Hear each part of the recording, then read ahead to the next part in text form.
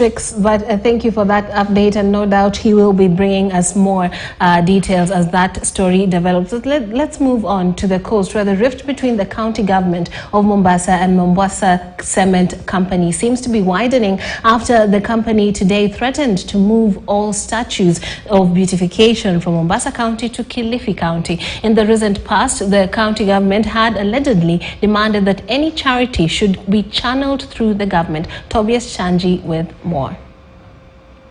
The Mombasa government and Mombasa Cement seems to have escalated further following the previous confrontation over charity that the company has been doing here in the second city of Kenya. Today, the Mombasa Cement has threatened to remove these elephant statues following that row. With me are some of the residents and also the officials from the company who will be telling us why now and why are they pulling these statues to Kilifi County. Mama, tuanze na majina yako. Kwa majina naitwa Pamela. Mimi ni mkazi wa Mombasa.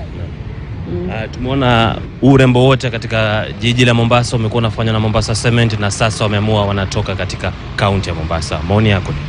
Swala la kusema kwa Mombasa Cement atoe hizi mambo nini maendeleo zake hapa, hatukubaliani nao, kwa sababu kwa niaba ya wenzangu nasema hivi, huyo mtu amechukua jukumu kubwa sana. La kwanza, anasaidia vijana wenye hawana kazi, anawafeed chakula. Ya pili, anasimamia hizo decoration, hizo mapicha, inaonyesha kuwa inangarisha pia Mombasa yetu, watalii wakikuja wanaona.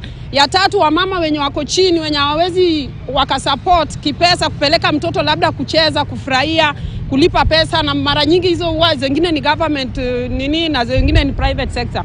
Sasa tunakubaliana nao, manake kama hauna kitu utaenda pale, watoto watafurahia bila kusumbuliwa, bila kufuatiliwa, na tunaenjoy maisha vizuri. Kwa hivyo tunaomba Mombasa Cement aendelee, hatutakubali atolewe hapa, manake na kama itakuwa ni mambo na msukumo na government, labda waseme ni nini haswa wanataka, na kama ni kweli wanasema huyu jamaa anakosea, nao wafanye practically without wasting time. Wakuja wabebe hao watu wote wako chini na lori, na wachukue na wapeleke mahali, tuone kwa wamepeleka mahali, wamewapa nyumba, wamewapa chakula, tutaridhika. Lakini la si hivyo, Mombasa Cement iendelee. Sawa, nashukuru sana kwa maoni yako. We also spoke to the officials of Mombasa Cement.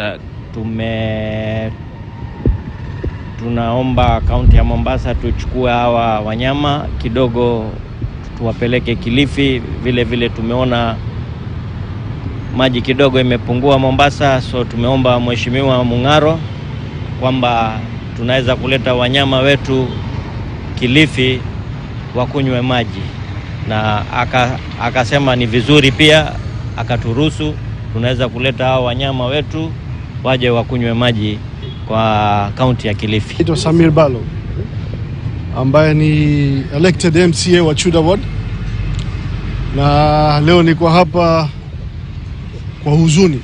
Ni jambo la kuhuzunisha ukiona nyuma yangu hapa hawa wanyama wanapelekwa Kilifi, yani tuseme Mombasa kumekauka na maji.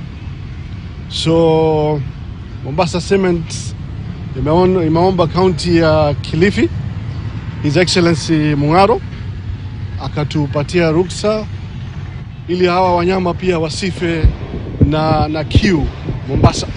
Unajua hiyo ni mambo ya nyumbani, mambo ya nyumba baina mke na mume.